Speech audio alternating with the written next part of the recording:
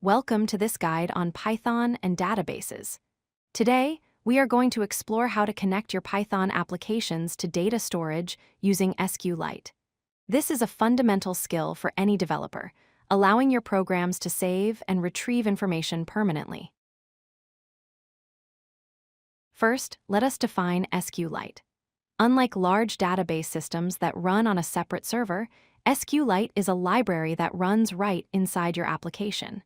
It is serverless, requires zero configuration, and stores the entire database in a single file on your disk. This makes it incredibly easy to use.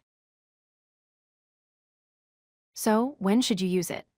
SQLite is perfect for small to medium websites, desktop applications, data analysis, and learning SQL. However, if you're building a massive application with thousands of people writing data at the exact same second, you might want to look at client-server databases like PostgreSQL instead. Getting started is simple. Python comes with SQLite support built in. You do not need to install any external packages. Just import the SQLite 3 module at the top of your script to begin.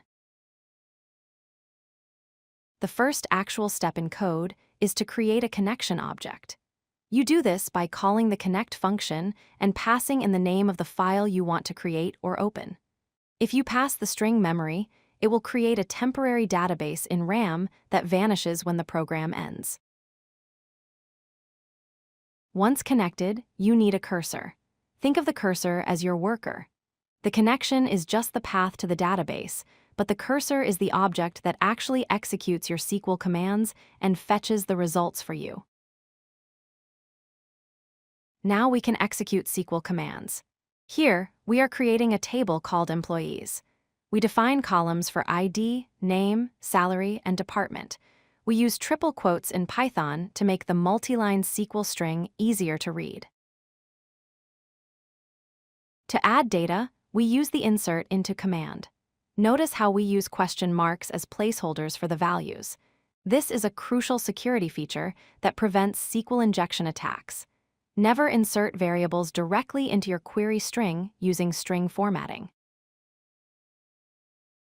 To get data back out, we use the select statement. After executing the query, we use the fetchAll method to retrieve the results.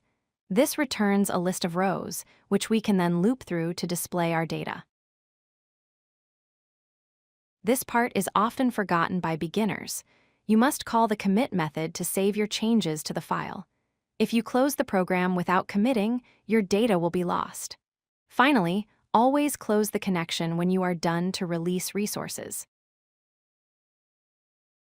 A better way to handle connections is using the with statement. This is called a context manager. It automatically handles the closing of the connection for you, even if your code crashes halfway through, ensuring your database file doesn't get corrupted. If you like this video, hit that like button and don't forget to subscribe. Visit codelucky.com for more such useful content.